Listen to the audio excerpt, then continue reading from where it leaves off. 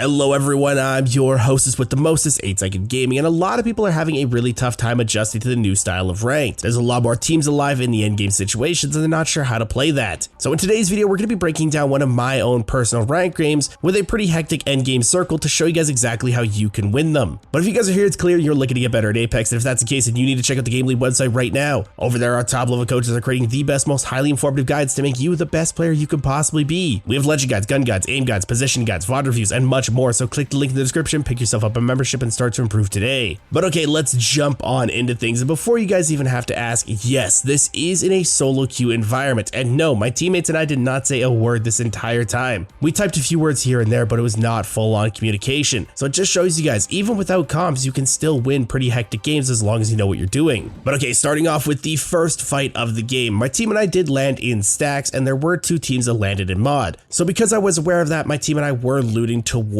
mod to try to head them off as they pulled up on us. Unfortunately, my lifeline was not as observant as she should have been and did get caught out in the open, so she died before the fight really even had started. Now, because I had a really good vantage point on my building, I was able to do a decent amount of damage to the Bloodhound as they were crossing the field. This is a very key point in your games, and if you can do damage in the initial parts of the fight, you have to, especially if you are down a teammate, because as the Bloodhound is healing, it takes them out of the fight and they are not able to do anything, effectively making it a 2v2 for a short period of time where you need to take advantage of things like that. Now, because of how aggressive this team was pushing, I did understand right off the bat that the Bloodhound was not actually going to heal. So I was able to register that in my head and I say, okay, well, the Bloodhound's not going to heal. They have to be the first one to die because they're already low health. I need to focus them out. And if you guys can register that in your mind immediately as well, you can turn the flow of fights because that just took them out of the position of power. And thankfully, my Horizon was actually pretty competent in fights too, and she was able to get a knock in the 1v1. And as the Horizon on the enemy team was looking to go help the Ash, I was able to crack her as well. So we just took this fight from a losing fight with this team running us down to a winning fight in less than 2 seconds. And in ranked games right now, you have to be finishing fights as quickly as you possibly can. Because third parties are still an issue in this game, the faster you can finish fights, the less likely you are to get third party, because the less shots that are going off in the air, the less time people have to track you down. Now, the enemy Horizon, while still being low, was able to play the knockdown shield of her teammate and do a decent amount of damage to me. So instead of just trying to kamikaze in there and potentially getting knocked and making it a 1v1 with my Horizon also low, what I decided to do was throw an arc star to get the Horizon off of her teammate's knockdown shield, and while they're running away, I was able to go thirst the enemy Bloodhound to get an armor swap. This then allowed me to be aggressive again, going back on the enemy Horizon, cutting her off with an arc star and finishing the fight extremely quickly. From start to finish, this fight really only took about 40 seconds. You shouldn't be really taking a fight if you can't finish it within 15 to 30 seconds, but because we were the team that started off on the back foot, being able to finish it within 40 seconds is still pretty good. Now, unfortunately, an enemy team was able to third party us. I don't know if this team was coming from Geyser to try to third party mod, or they were the other team that landed mod and they just never ended up fighting. I don't know what happened, but this team was on us extremely quickly. So because I am Bangalore and I do want to create some space, all I do is throw my ultimate and allow me and my Horizon to back off and just reset our fight. Now, I do take high ground as quickly as I possibly can in construction building because high ground is king. If you guys are ever in a game like this, you need to take high ground as soon as you possibly can. Because even if you are down a person, high ground is still king. People really underestimate how strong this is, and you can even 1v3 if you have the proper positioning and you have high ground. Now, I do have to give credit where credit is due because the enemy team does play this pretty well.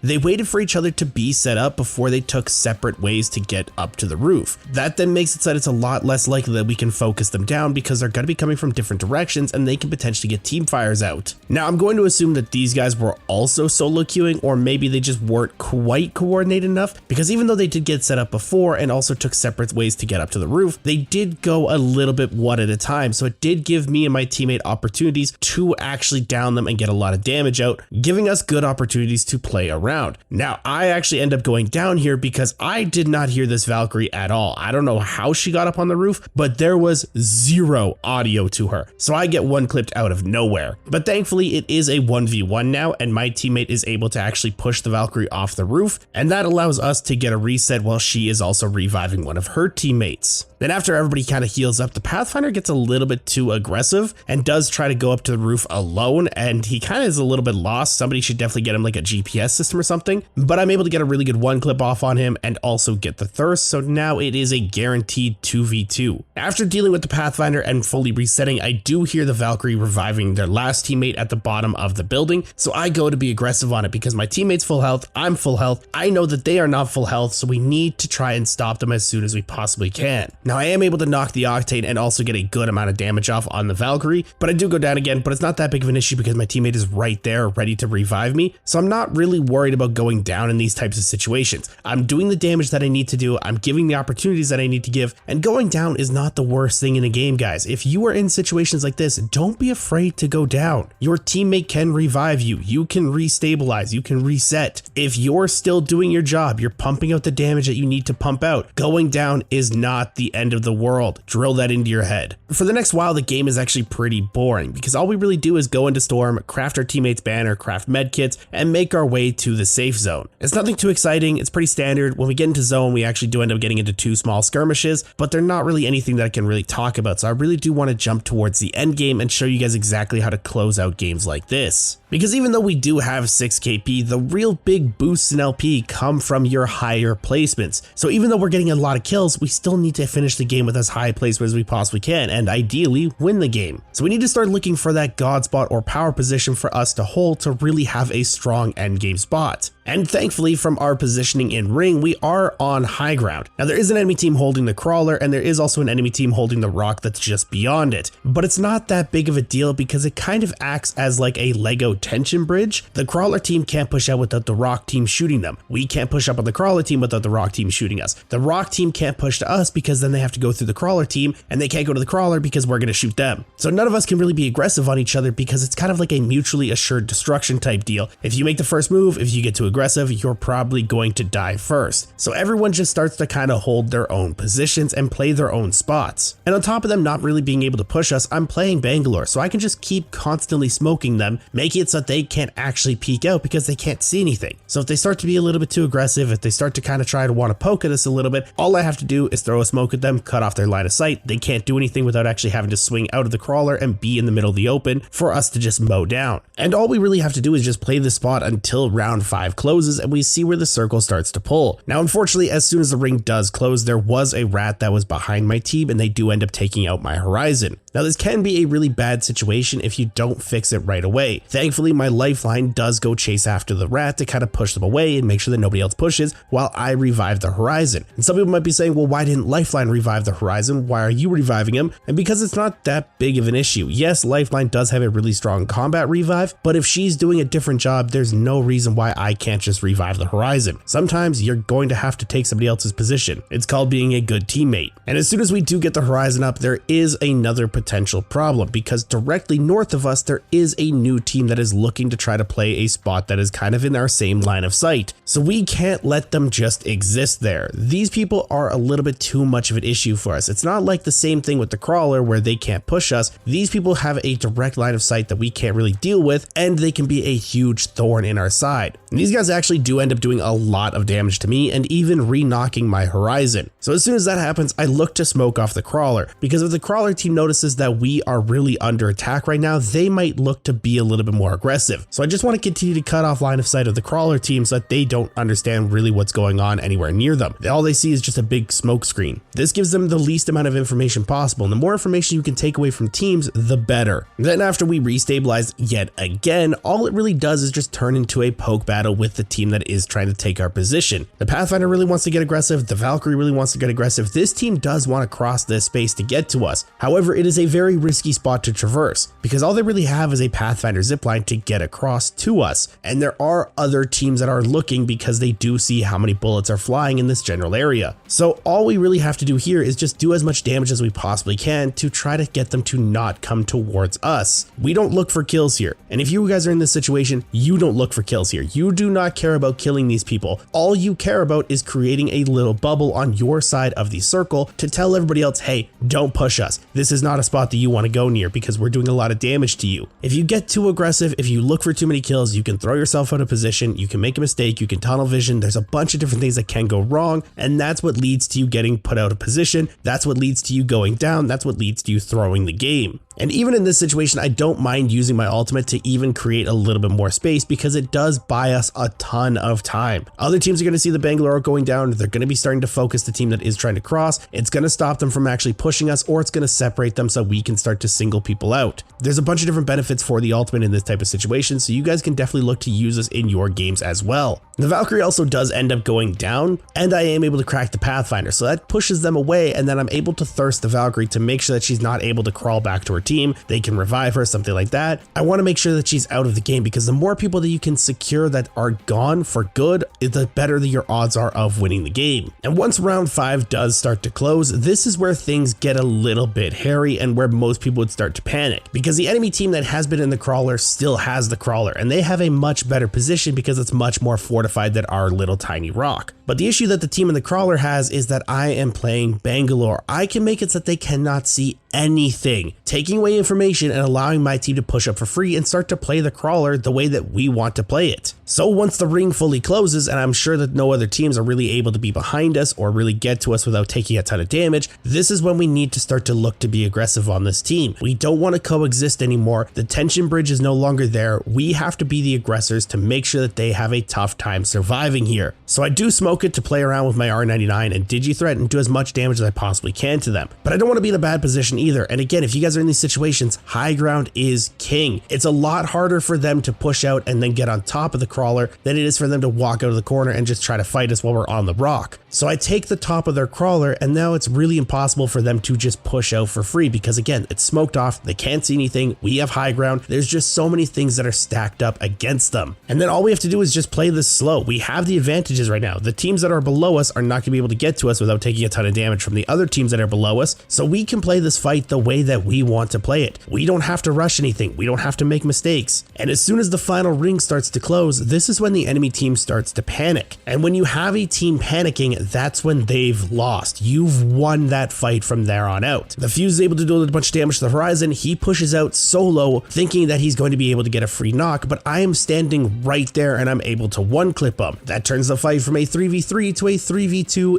instantly. Because they have no other options, this forces the enemy Wraith to make a portal play for low ground to try and get anything that they can. This gives me and my team high ground for free and allows us to just look over the edge and completely clean up kills. If you guys are in this situation, you have high ground for free, this is your opportunity to start cleaning up kills. The enemy teams are going to be panicking, they're going to be throwing into each other because there's not going to be much space to play, and you can just get a ton of KP and a ton of damage for free. Nobody even shoots back at us while we're up on high ground. I even get my ultimate back. I'm able to throw it down to get a ton of the circle cut off with my ultimate, making it very hard for teams to play around this. Now my lifeline gets a little bit too overzealous here and does drop down to try to finish some people off, but the Wraith and the Loba from before were playing directly underneath us in a spot that we couldn't really see. So she does get team shot from them and goes down almost instantly. So this could be a very troublesome situation for a lot of different people. But again, don't panic because the moment you panic, that's when you lose the fight. So I drop down and smoke immediately to then cut off line of sight and play around with my Digi-Threat. So I'm able to drop down, do a ton of damage to the Loba, and I even get a knock with my Creeping Barrage onto somebody across the circle from us. So I know that there's still a lot of chaos going on and it gives me enough time to pop a battery. I'm then able to look for the Loba again and kill her through the smoke because I do have the Digi-Threat, and once she's down, then I'm able to turn my attention onto the team that's coming in from the other side of the circle. I get a one clip off on the Wraith, I get a lot of damage out of the Gibraltar, and we're able to wipe this game very easily. So you guys can see, even in these endgame situations when there is a bunch of teams that you have no idea what to do, all you have to do is just break the fights down into simple 3v3s. As long as you have the advantages in your favor because you have the better positioning, you have the better understanding, you understand how to manipulate the teams in the endgame circles, you can win with a ton of KP for free. I almost did 4,000 damage this game in a diamond lobby. But let me know if you guys have any other questions about ranked in the comments down below, and if you guys want to stay up to date with the latest and greatest Apex Legends tips, tricks, and news, don't forget to smash that like and subscribe button. Thanks all for watching. Once again, mates, I Gaming, and I'll see you guys in the next one.